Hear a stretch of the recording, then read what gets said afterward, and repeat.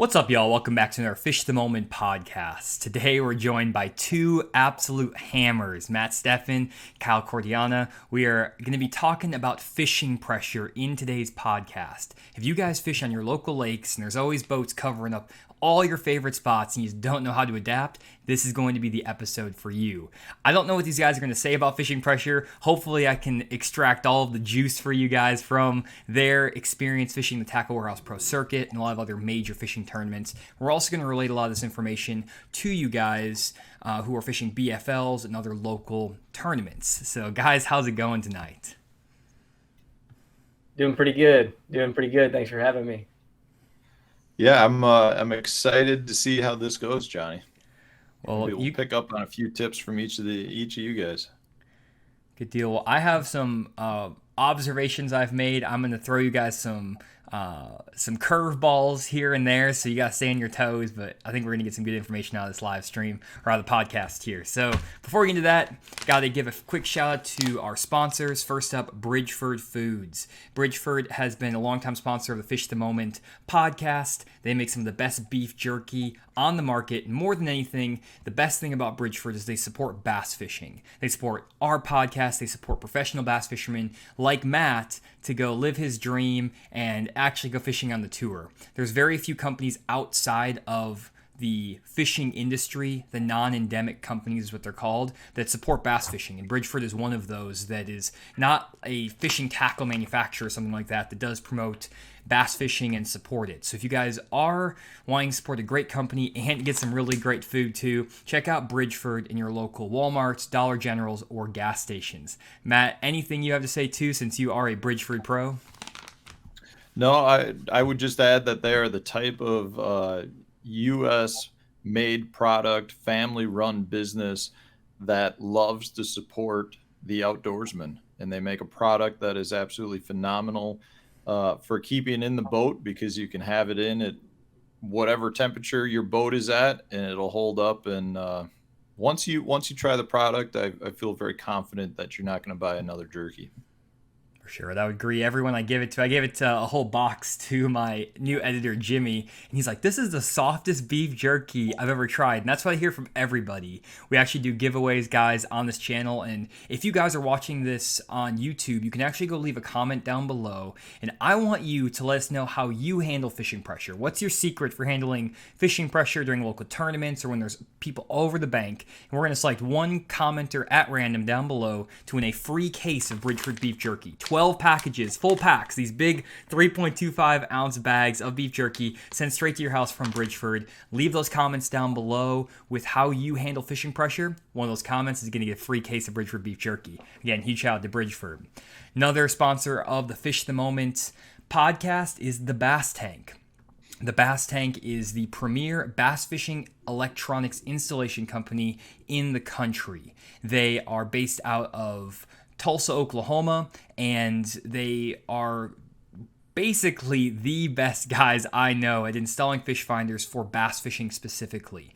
The guys on the Bass Tank team are tournament anglers. John Sukup, if you guys have ever heard the name, is dominating on Bassmaster Opens right now, leading the points. He's an absolute hammer, and he's put together a team of guys who know how to make great setups, great rigs that are targeted towards bass fishing. They include live scope, side imaging, down imaging, active target, whatever you want on your boat. And you guys can get a consultation with the Bass Tank through thebasstank.com or calling them at their number 918-509-7864. They can get you set up with the exact combination of units that will optimize your offshore fishing and get you finding fish a lot faster on the lake. So definitely check them out, guys, thebasstank.com.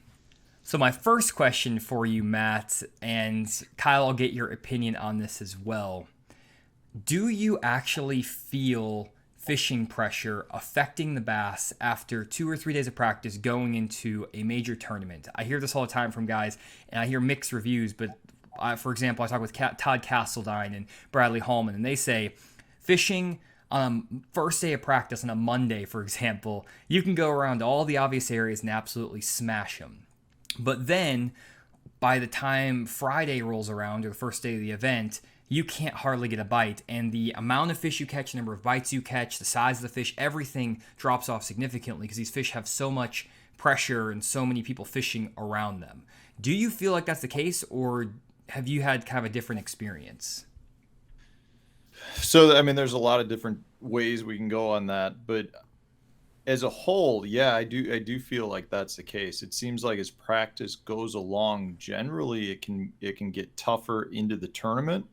If it's a well-known area or it's a very common piece of structure, something that's visual, something that, anybody driving by recognizes, there will be a boat during practice on that piece of structure or in that area almost the entire time. So you need to judge a little bit as to how productive a spot's going to be come tournament time. If you were, the first day of practice, you get out on the first morning and you pull up on a really obvious spot, but every time you went and you get some bites, and then every time you go by that spot over the next several days of practice, if you see a boat on it, it definitely can affect the productivity of that spot during the tournament. But I would add that if you're in an area that has a good population of fish, uh, maybe a spot that would have produced multiple bites in a tournament without that pressure is still generally going to produce a bite or two. So you almost got to recognize that this is occurring throughout the lake. When you're talking about a tournament the size of the one that Kyle and I fish, where we've got 160 boats, and most lakes have the same number of local anglers or fun fishermen out at the same time, that you're really gonna have a hard time finding a general area of the lake or some of these really sweet spot, these honey holes. You're gonna have a hard time finding it to yourself anyways if it's that good of a spot and that obvious of a spot. So it does affect my practice a little bit, but if it's an area that I feel comfortable has fish, it's not going to be enough to move me away from that area come tournament time. Gotcha. So I pulled an example here from Grand Lake, and that's kind of the area where I'm in. And this is a super obvious, basically channel swing point is what I would call it. Some people might call it a ledge. And this could be a great spot multiple times a year. You have a channel out here 60 feet. There's some flooded bushes I know up here the fish might pull into, or they might pull up on top of this ledge here. This is the type of spot where I would expect if there was a Grand Lake tournament in the summer, every other guy driving by this is going to graph this spot. So you're saying that even though everyone's graphing this, it might get hammered by guys all practice, you might still pull up and fish this despite that if you feel like there's enough fish there. Yeah, if it's a good spot, it should hold up for a few fish. I'm not saying you're going to catch 20 fish off of it, but if it's an area the fish are using to feed, there will be a constant influx of new fish coming through that area. Got it. Would you agree with that, Kyle? Is that what you found as well? Well, especially that spot there. I mean, in this spot here, you very likely are talking about maybe a summer trend where those fish are relating to that deeper channel there. If they're thinking about feeding, they're pulling up on that point to feed.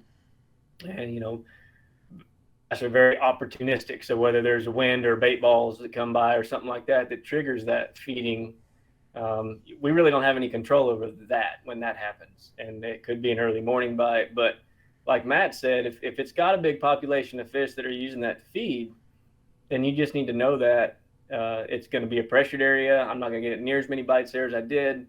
But if it's got the right quality, then it's worth your time. If you buzz by it or you're fortunate enough to be fishing somewhere where you can see it with your eyes and see, hey, I hadn't been fished in 30 minutes or something like that.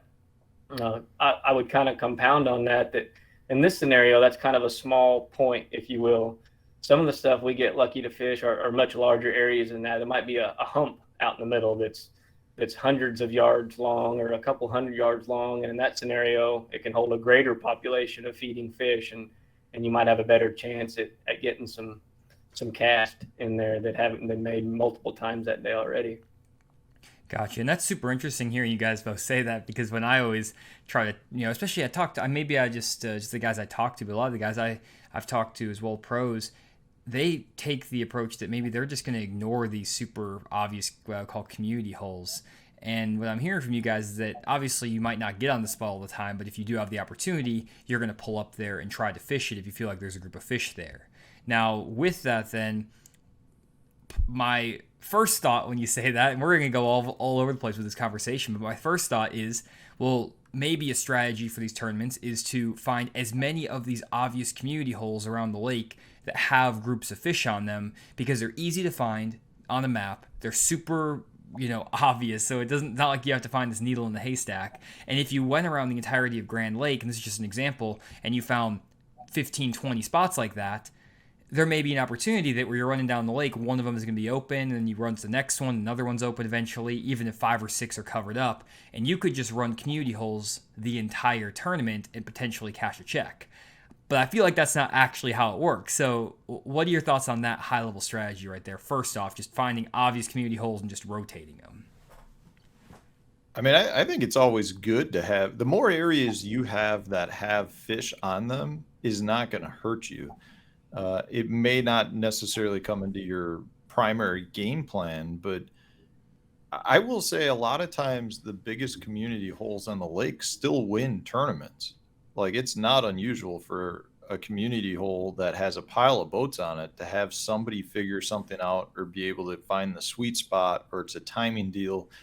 And that still happens in pretty much every tournament we fish. You go to some of these lakes, especially during ledge season, where I mean, there'll be 5 boats on a spot making the same cast, and the fish just continuously come and show up on that spot. So I wouldn't write it off. Now, I'm not the type of angler that, I don't enjoy fishing that type of community hole spot where you get in line and just kind of fish behind other boats all day, but they're good spots for a reason. The fish continuously come to them, and it never ceases to amaze me how often one angler will pull up and they've got a different technique or a different bait, and it's like they pop 3 or 4 right away, and there's been a boat sitting there all day, that hasn't been able to get them to go. So it's not unusual to figure out how to catch the fish off of a community spot, even if it's not firing when other boats are there. What are your thoughts on that, Kyle? Like Matt said at the beginning, you can go so many different ways with this. I mean, now we've already turned it into a community hole. That's an obvious point, but now these are community holes. So for me, if it's a community hole and it's on a grass fishery like Florida, the more boats, the happier I am. That means there's a ton of fish there, and those fish are not leaving that grass to go to some place that has no grass. And so if it's a grass fishery, I'm all in. The Potomac River is another great example that's not a Florida fishery, that you got to be in areas with the best grass. So if it's community hole like that, let's just get in there and cast around, and you can literally tell when the fish start feeding, because you're not the only one getting bites, or you can almost see it happen in waves sometimes. Matt can probably attest to this. You'll literally see the guy furthest away from you net one, and then the next guy next to him, and all of a sudden, okay, it's my turn. And I've literally seen that happen that way. And so you can kind of keep yourself mentally in the game if you've got people around you getting bites in an area where maybe you're not.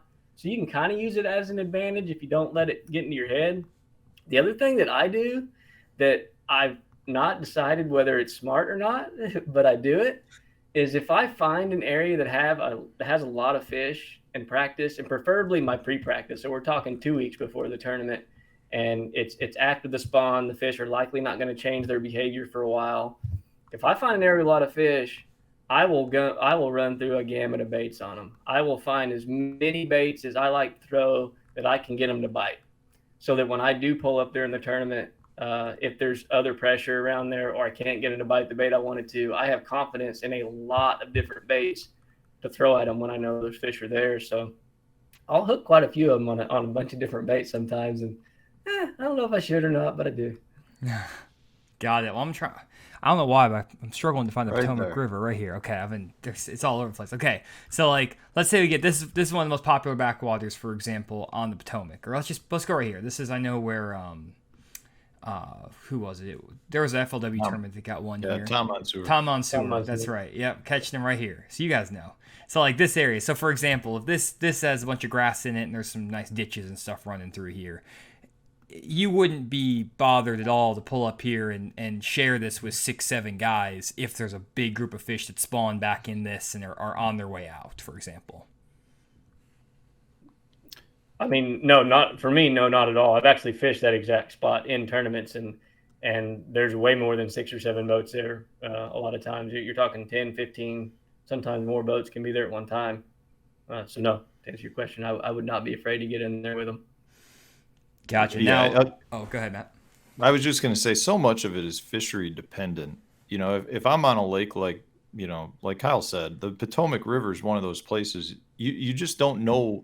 You don't understand how there could be so many fish in a 3-foot weed flat. And it's like they just keep coming and coming. Like they use that spot and the fish will keep coming to you. But if you go, you know, if you choose a different fishery where, you know, you have that same sort of setup, you may avoid it because of the fact that there's that many boats, but you just don't have the fish group up. I mean, there's a handful of fisheries, like Kyle was saying. If you're in Florida, you want to be around boats. If you're on tidal waters, I kind of feel the same way. But as soon as you know, if you came up to my neck of the woods and we're fishing a natural lake, you know, where you had a big weed flat like that, there'd be areas with fish, but you're not going to have you're not going to have fish continuously coming to you. You're going to find a little school, fish them out, and be done. And if you were the 3rd or 4th boat through that little, you know, that clump of milfoil or whatever, you may not catch a fish, and it may not reload for 3 more days. Got it. Yeah, I agree. Well, I have like 6 other questions I have for you guys. We're gonna start with one. I have so many ways I want to take this. This is awesome. So first question. Let's say we're in this area here, and you got Tom Monsoor and a bunch of other pros fishing boat to boat with you. Let's say you got 15, 20 guys in here. How would you try to? Let's say you get in here and you're the 10th out of the 20th guy that gets in this area. What do you guys do to establish maybe your own little section of it, to pick the right bait to throw in here? Like, what is your strategy when you pull up and you're like, okay, let's say here, I'm gonna drop some pins on here, just why not? It's like there's a guy right in here, and we're just gonna drop 10 pins, and there people have kind of established themselves, because this is kind of tough from a tournament etiquette standpoint too, of like, what do you do? Like, because I mean, guys are already here. Your last flight, or you're the middle of flight, and people are already up doing their thing. And I'm just gonna take this as an example, because this is, I think, what the people want. We're getting into the juice here. Let me throw in a couple more pins, and you guys, I'll give you a second to think. Better put some out deeper, or else I got the best water still to myself. Okay, well we need to move this. We can adjust this. So let's just say, so there's some out here, and I haven't. Don't forget the couple rock piles. Oh, perfect. Okay, well, I've never been here, guys. You got to give me a break. Give me a break here for a second. There's some cribs there. Okay, not MTV cribs. So now we got some boats, and there's some guys who are shallower. There's some guys who are deeper, and they're all kind of spread out in here. You guys get the gist of it, basically. Yeah. We got 10 boats, and they're scattered throughout this area. And you're pulling in here, and you're like, okay, boom, 11th boat in here. What do you do? How do you go about handling this? I'll let Kyle go first. This is your spot. You know there's a pile of fish here. What do you do? All right, so that particular spot, we'll just talk because I know it. I know it really well. Those fish get all over every one of your place marks you have. They're all over that. And if I've decided that's an area that I most certainly, it's my top priority, I'm all in on that spot, I need to start there, I will have already spent a large amount of my practice time looking for the tiny little nuances in it, the tiny little holes in the grass, the places where the grass depth is different, something unique about it. A pile of rocks would be fantastic, but whatever it is. So hopefully one of those places would be open to me, or something that I could sneak into, and that my practice would, get the fruits of my labor. I'd find something I could sneak in there. If all that failed, if all my stuff was boats right on it, everybody found my rock piles, whatever, there's a good chance I'll idle by real slow, see if there's anybody that I know and trust that I've worked with in the past. I might consider, if Matt's there, hey, Matt, you care if I pull in here and cast this direction? Or, I mean, there's some guys on tour with us that you can work with. Maybe you've allowed them to work with you in the past, and that might present itself as an opportunity. Or option 3 is you go to plan B. I mean, if it's really that choked out, you might have to move on and come back later. Yeah, it's a tough question, and it's one we run into pretty much everywhere we go. But it's not just us. I mean, at the local level, the same thing happens. So there's a different approach, in my opinion, depending on what you're fishing. If you're fishing a 1 day BFL and that's your primary area, you're probably going to have to figure out a way to try to get in there. If you can't get to the spot you want to start, I don't personally think it's the right thing to do, just barge your way in. But generally, what I've seen is, if somebody starts on the outside, boats are going to be filtering in and out, and you can eventually work your way to where you want to go. Now, that means it may be picked over, but on a place like the Potomac, if you know what tide is best or where those fish are at during specific tides, waiting on the outside to get your chance to move up to the area you want isn't necessarily a bad thing, because it's such a timing deal. In multi-day events like we have, it's usually not a bad idea to try to work something out with the other anglers. Now, I'm kind of the same way as what Kyle said. If I know somebody, I might try to work with them, but I'm generally not going to ask somebody if I don't really know them pretty well. But the reasoning behind it, or the idea behind it, is I got there later because I was a late boat flight, which means day 2, I'm going to be an early boat flight and probably have my pick of the spots that I want on that flat. So usually you can work out with guys if you take the route of talking with them. Hey, I'd like to fish around you or with you. Just know tomorrow I've got my pick of the spots, and I'm cool if you want to come in on the area because I'll be here first, and therefore we can work together. Some guys don't want to do that, in which case you have every right, in my opinion, on day 2 of saying, hey, I'm here. I don't want you coming to share the water with me when you get to the spot first. But it really is a juggling game, and it's something that we're seeing more and more, I feel like. And I don't know if it's just because of the handful of bodies of water we've gone to really have grouped up fish like that, but it's really becoming a common occurrence. Okay, so we're Matt, gonna. you ever heard the anglers? You ever kind of heard them like cattle, like kind of convince a guy to move when he really shouldn't? That's kind of I mean, strategy. I definitely, not verbally, but I mean, I definitely like to play some defense with the boat. If I feel like I've got an area, so say if I'm the pin that Johnny just gave me, where I'm kind of in the center, I might do some donuts. If I see somebody creeping in, I'll definitely slide over and try to push them back to where I think they should go. And if Kyle, you're the pin there, and you and I are really working over that center area, I mean, yeah, it wouldn't be uncommon for 2 or 3 guys to work together to try to keep other people from coming in. The problem there is you can't move too much because you potentially could push your fish around. Right. What I'm talking about, if you're untitled place mark, the one that's in between us, and he knows like the best spot is where Matt's sitting, but he can start like kind of moving fast in kind of a different direction. Like, let's say he kind of moves south of Matt and keeps fishing real hard to the west. And Matt's like, man, I haven't fished that yet. I need to get there and beat him there. And all of a sudden, Matt will stay in front of Joe, and Matt starts fishing west when Joe wants to be where Matt is now. But Matt will keep going west, and Joe's just trailing behind him, just southwest of him. And when Matt gets over there far enough, Joe pulls the brakes, spins around, and goes back to where Matt is now. And Matt just lost his spot because you kind of herded Matt that way. You had him convinced he wasn't going to make the first cast on something. And now Joe's just sitting on your juice, I see that. I mean, Kyle, if you slid in on, like, if I was where I wanted to be, I wouldn't care where everyone else was. If I felt like I was done with that area and willing to lose it, and I wanted to slide down to prevent Joe from moving in, yeah, I'll do that. But I'm okay losing my spot, because in a situation like this, if you move out of your area, all the other boats are like flies. They just pull right into where you were at. Yeah, that's true. This is some But awesome so it stuff, by happened to the me way, the other guys. way. Huh? I'm loving this. This is fun. Well, it's happened to me where I'm the guy getting kind of forced to move a little bit because let's say I caught 4 or 5 pounders right there, but they're over 100 yards. And let's say I got there first, and I've already fished for 15 minutes on my first two waypoints, and I haven't got a bite yet. I'm like, man, they must be in that patch of grass over there where I caught those 2 5s.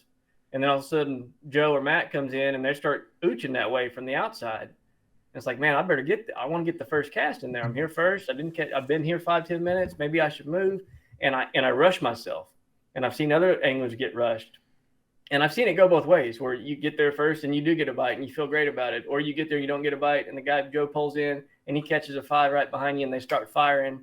And if you had just been patient, so it goes both ways. It's just yeah, it really does. Like a great example this year of what you're talking about. Like, so if we were fishing the Potomac River, I mean, this area's got some structure in it, but if we were fishing like the tournament we had on the Harris Chain, I was down. I think you were down in Banana Cove with me. You were on the far side, weren't you? Like you started in front of the canal. So this is a spot where I had graphed like 4 or 5 really nice shell bars right in the middle of a weed flat where I am. And then there was a nice juicy area that I actually wanted to start on up where Kyle was. And I got in there and there were already like 30 boats in there. And I decided not to go up where Kyle was because I had more little shell bars that were down where I was. And I had gotten a bite out of each one. And I would say there were probably 3 other boats there and they were each on one of the shell bars. So I knew I could get one of those. And then I felt like as I'm fishing, I'm looking around like, I think that next shell bar is open, and I would scoot over there as fast as I could, probably too fast because I wanted to hit it before anybody else did in the morning.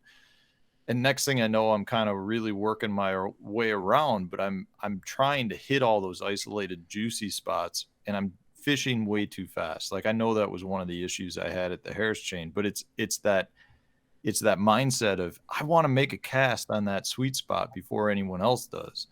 And after the first hour, everyone kind of had hit everything and the fish are moved around. And that's one thing I would add with this. Even though if you've got sweet spots, I feel like when you've got a lot of boats in an area, a lot of times those fish get chased off the sweet spots and you'll start catching them all around the area. So like if they can set up like overnight, they'll be on the sweet spot come morning.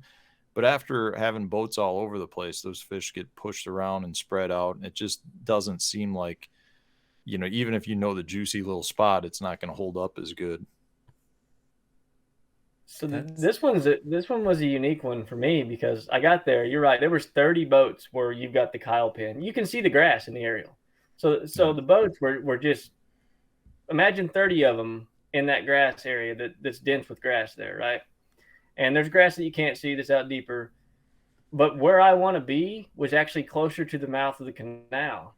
And there was no one there. There was actually a deep hole there that Matt's talking about. There was some shell there. There was literally an 8 or 10 foot deep hole there. And then that grass flat there, it's topped out hydrilla a foot under the water. So there's this deep hole there, and it had a strong population of biggins sitting in it, biggins. And I literally shut down, and I'm like, oh my God, there's nobody in the hole. And so I told my marshal, I'm going to get on my trolling motor, and I ain't going to pick up a rod. And I'm just going to ease my way. I'm going to say hi to every boater I'm somewhat near to and say, hey, I'm just going to work my way around. I want to get to those canals. And I didn't cast. I just made my way slowly there. I got all the way around, and I got 40 yards from where I wanted to get. And a particular angler, and I will not say that person's name, they came in on plane, shut down amongst the boats, and like 6 mile an hour plowed to that hole, shut down and caught 18 pounds in 30 minutes in front of me in the hole that I had taken my time to get there politely with my trolling motor. And that's the thing you don't want to do. Like, because I know I got buzzed by the same angler. Okay. Because I was like, he drove right through the pot of boats I was in on full plane to get there. And I just remember like the group of boats I was in, we were all joking, like, what's that all about? Like, he must really have a hot spot. And it was just simply, I'm sure he saw that hole was open and was making a beeline for it. But it's like at the same time, there were 35 boats there that you just kind of, you kind of, pissed us off. But at the same time, not that it wasn't safe, but it's like, dude, you're going 70 through a whole pile of boats, like S-curving to get through boats. And it just was, it's one of those things, I always tend to side on the etiquette side of the sport.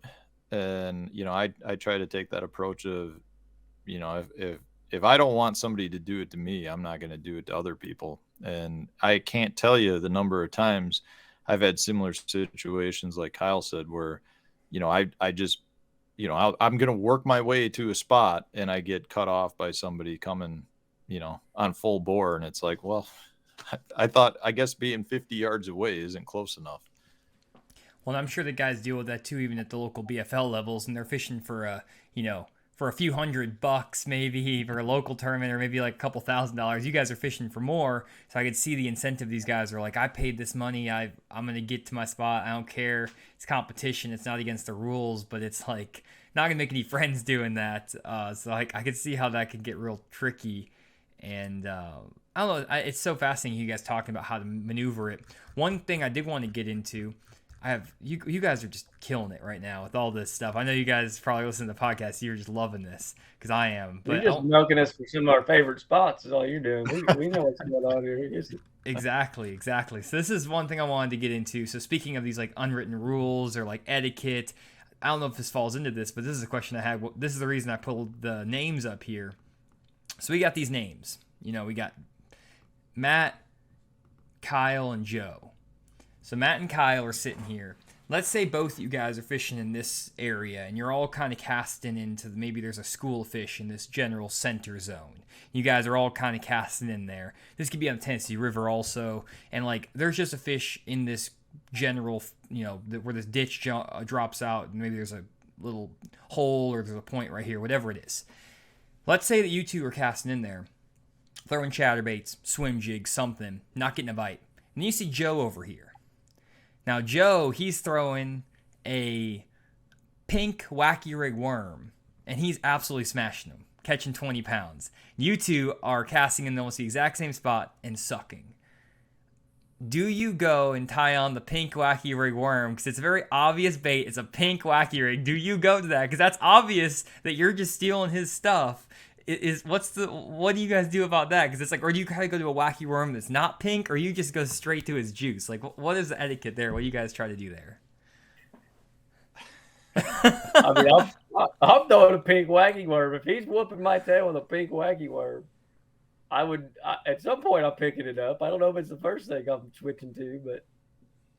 Dude, I'm so stubborn that I will try to force my issue just to prove that I know what I'm doing. Like maybe at like the end of the day of a total butt kicking, I might pick up a wacky worm, but it probably wouldn't be pink. But if I thought those fish were eating a chatterbait and a swim jig or something moving, I'm just such a stubborn SOB that I would probably throw 4 or 5 other baits before picking up the pink wacky rig, like just to try to figure something else out.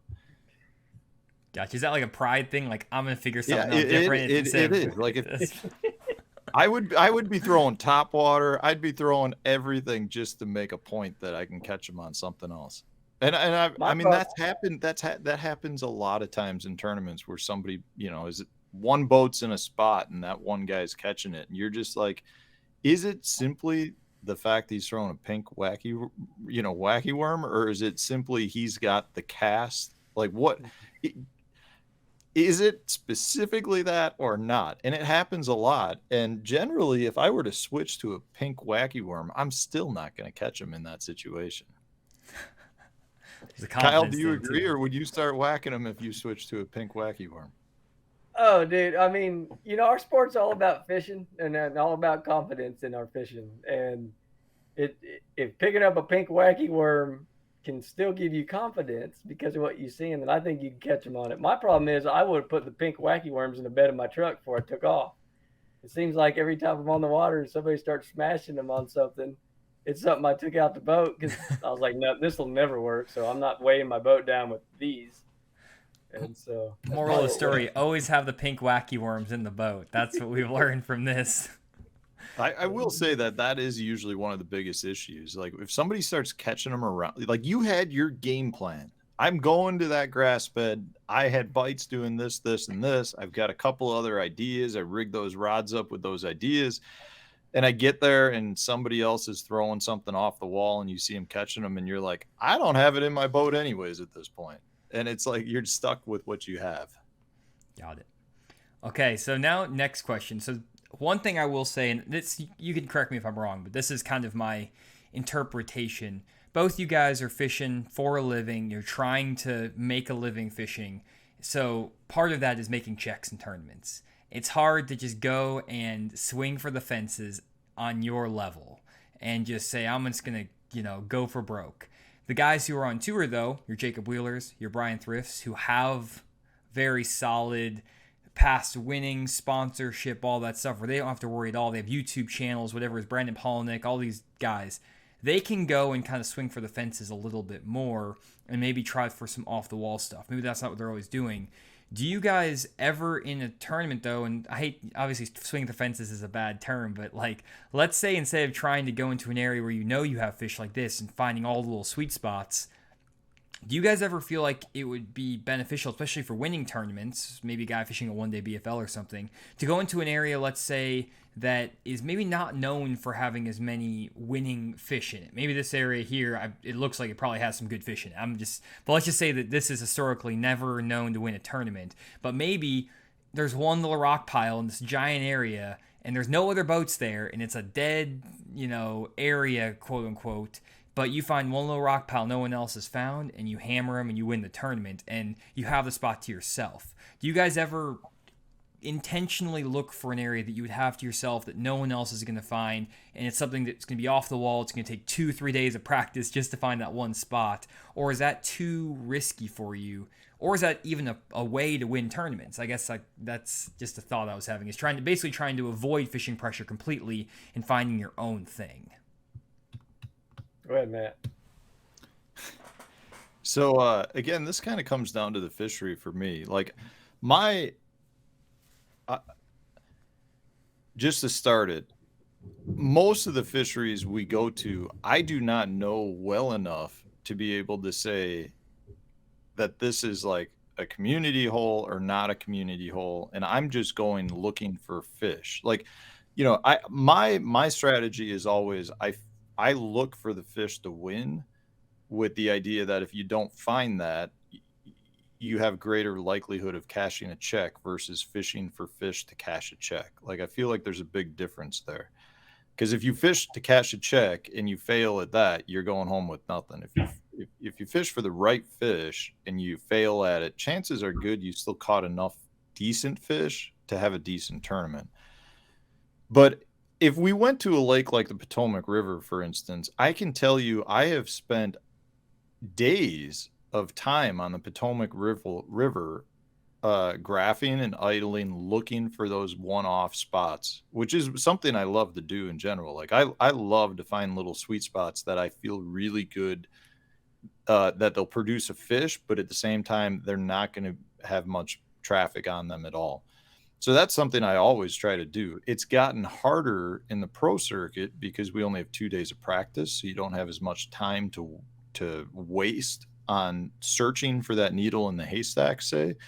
But I definitely always try to do it. But if I'm not, like, especially on a fishery like the Potomac River or, down in Florida, where there's really good community areas to fall back on, where you may not even really have to practice some of the main grass beds on the Potomac River. You could go looking for 2 days, knowing that if you don't ever find anything, you could probably go to some of these areas. Yeah, you may not know the sweet spots in those areas, but it goes back to what we were saying. If there's 30 boats in an area, you might not get on the sweet spot anyways, but you can kind of figure it out while you're there. And the same goes for if it's a lake that I have a lot of experience on. Like, I wish we would go back to Beaver Lake, because Beaver Lake's one of my favorite lakes in the country. And it's a lake that I think we went to every year. And I've been there like 7 or 8 times.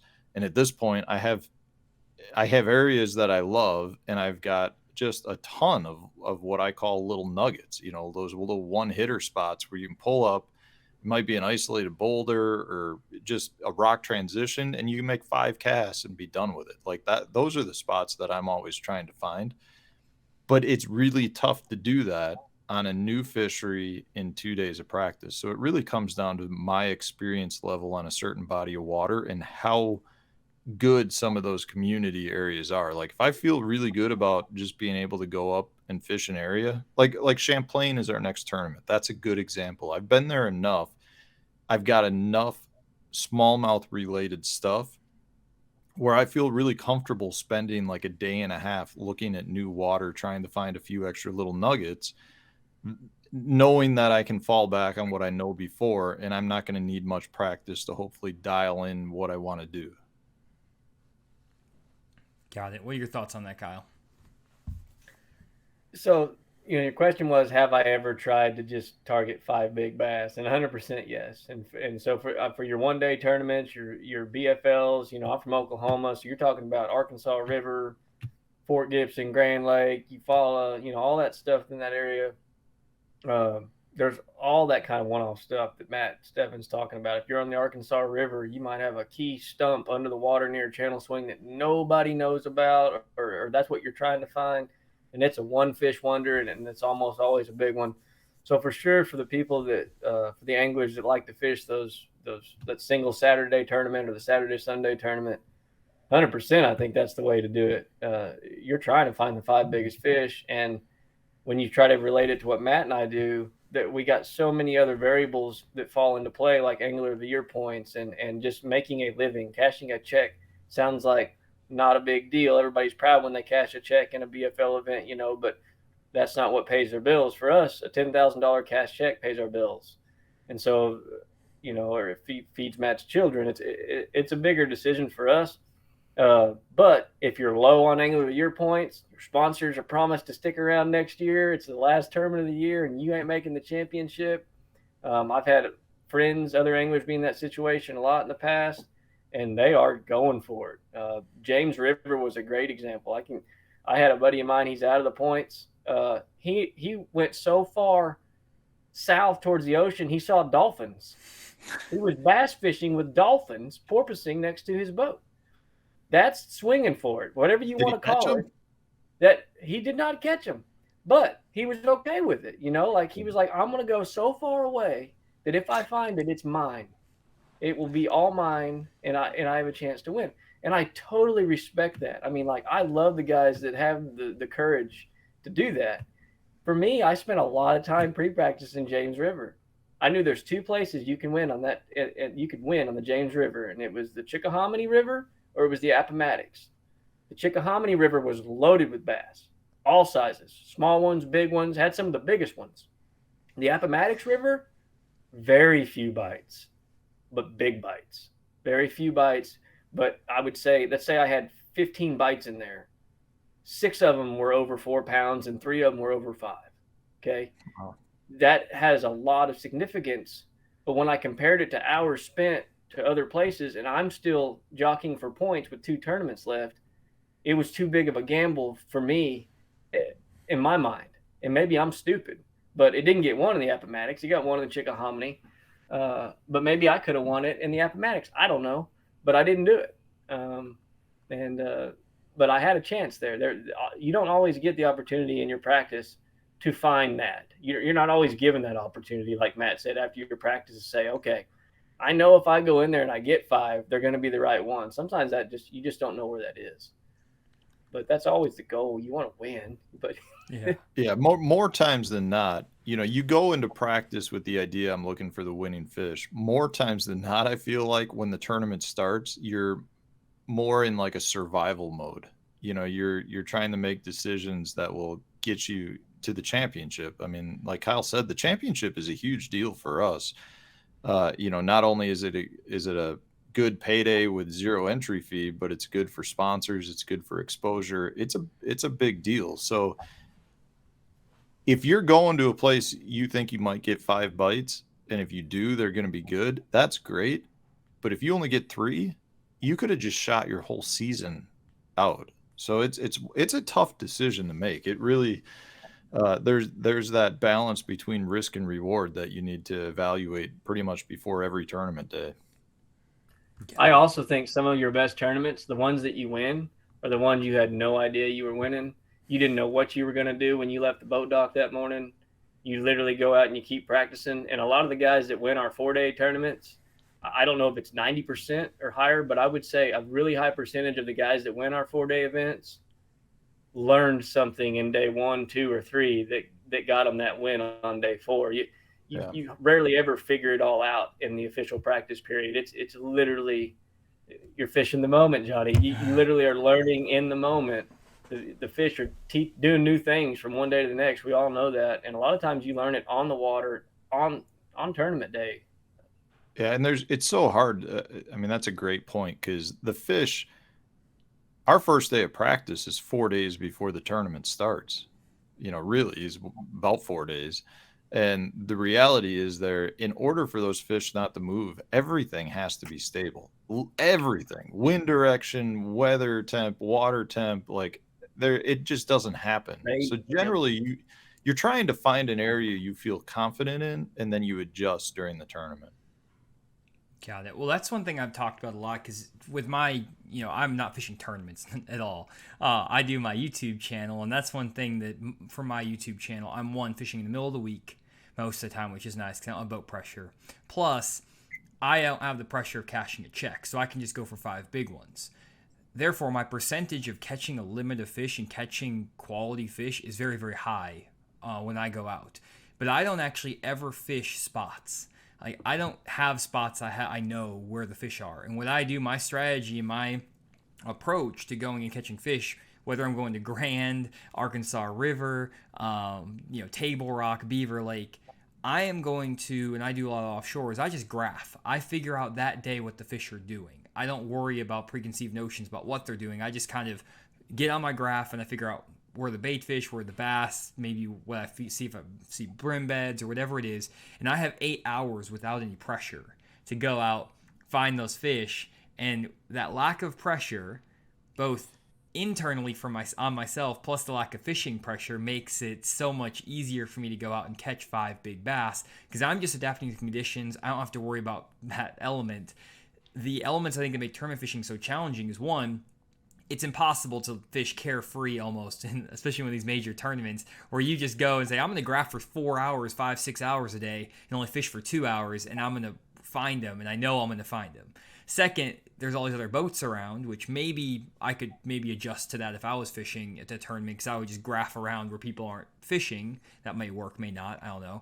But third, it's that willingness to look for that needle in the haystack, and that's kind of what I'm doing. I don't really look at a lot of community holes usually because it's not as interesting for my content. I'm more looking for those stumps on the side of the creek channel that Kyle's talking about, and if I spend 6 hours looking for those and I find 3 or 4, chances are I'm going to catch some really good ones, but also there's no one else finding those and fishing those. So I guess that's one thing you got to be careful of, guys, when you watch YouTube videos, when you watch my own videos, and I'm always very transparent about this.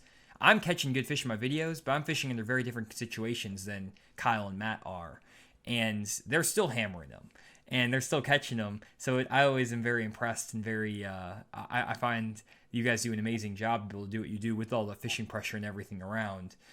But from summary of everything, with what I took away from this, there's a couple, 3 things I took away. First is that if you're getting into an area, for example, like the one that we've laid out here, a way to differentiate yourself from the competition is to spend time in pre-pack practice or before your tournament finding those little sweet spots, little rock piles, or like over in Florida, finding that little shell bar, that little hole that Kyle has found.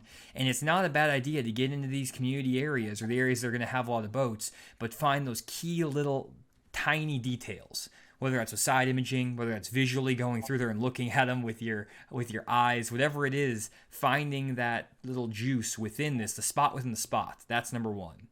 Number 2, the second takeaway I took away from this is that fishing pressure will have an impact on the fish, but there are ways to adapt. The bass will move, the bass will change. So you shouldn't be afraid to get into an area with a bunch of boats. And moreover, like the big thing is don't feel an urgency to move to the next spot because other boats are there. Don't feel this like social pressure. Like if you feel like you're on the best spot, stay on the best spot. Don't move when you want to move. Don't move and let your competition affect you. You should be the one driving your decision making, not your competition, because you're more often than not going to kind of over analyze, over move, and not take advantage of your opportunities. The third is always have a shaky head worm or wacky worm in the boat. So that's my 3 takeaways. Would you guys agree with that? Anything you want to add on those key takeaways? I'm gonna need to work on that third one. I still don't own a pink wacky worm. So. Yeah, I would say that you're spot on with that. I mean, ultimately, fishing is all about confidence. 50% of fishing, in my opinion, is confidence. So you need to be confident in what you're doing and not really worry about the anglers around you, regardless of if you're out fun fishing or tournament fishing. You can see them catching fish and observe them and try to learn from what they're doing, but you need to figure it out on your own.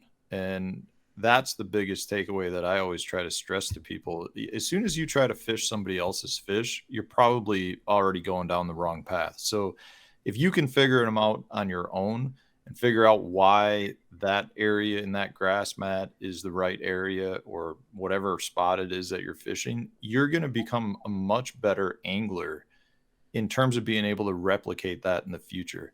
That's such a valuable thing that, I think is being lost quite a bit in today's world where people just want waypoints and spots. Well, if you don't understand that area or that waypoint as to why it's productive or when it should be productive, it doesn't really do much for you. The best anglers out there are able to analyze a spot, analyze the conditions, and say, this is why I'm catching fish here, and then be able to replicate that. Fish the moment. Fish the moment. Kyle, anything else to add on all that? I mean, that's about as good as you can put it. You got to be ready and willing to absorb new information the entire time, and dissect the information that the fish, sometimes other anglers, sometimes the weather's giving you, and go with your gut. We all have our own unique artistic ability to trust our gut, and that's the coolest thing about fishing to me, is it makes us all an artist. We all get to decide what bait to throw, how to throw it, how to work it. And it's all driven by some deep gut passion that says, this is what I'm supposed to create today or cast or present to a fish. So just develop the confidence and that gut feeling, and then just try to have fun. You gotta have fun. Good deal. I'm really happy you guys came on to the podcast today. I think we got some really great information, and we gave away some sweet spots. Got a lot of idea on the gamesmanship of tournament bass fishing, which I think is a very under discussed topic, and maybe for good reason, because you don't want to give away all your secrets. And I'm sure you guys are holding some stuff close to the vest still too. But hopefully you guys who are listening got some better ideas for fishing your local derbies, local BFLs, whatever it is, and can take away some stuff from this, because that's really the goal with all of these podcasts, is to share as much information as we can. None of us know anything about bass fishing, and I'm always learning. I'm always, trying to get more information. So I'm always fascinated talking with guys like Kyle and with Matt, so I can absorb and learn more information. And that's the plan here on the podcast, is to give you guys as much info like this as possible. So if you do enjoy these live streams or these podcasts, and you're, watching all the way to the end here, we really appreciate if you left us a 5-star review either on Spotify or Apple Podcasts, and write us a little review as well, just letting you know what you like about this. Let us know what you liked about this episode. Those reviews on the Apple podcast app and on Spotify do go a long way to help us. And also, make sure to support our great sponsors, Bridgeford Foods and the Bass Tank, because they're the guys that help make this podcast possible on a weekly basis, and I can bring on these great guests. So again, Matt, Kyle, thanks for joining me tonight. We're going to have to get you guys back on again. We're going to get some more juice out of you, and hopefully learn more about bass fishing. Sounds good. Yep, I really enjoyed it. Thanks for having me. Great deal, guys. Well, thanks again for checking out this podcast, and we'll see you all next one.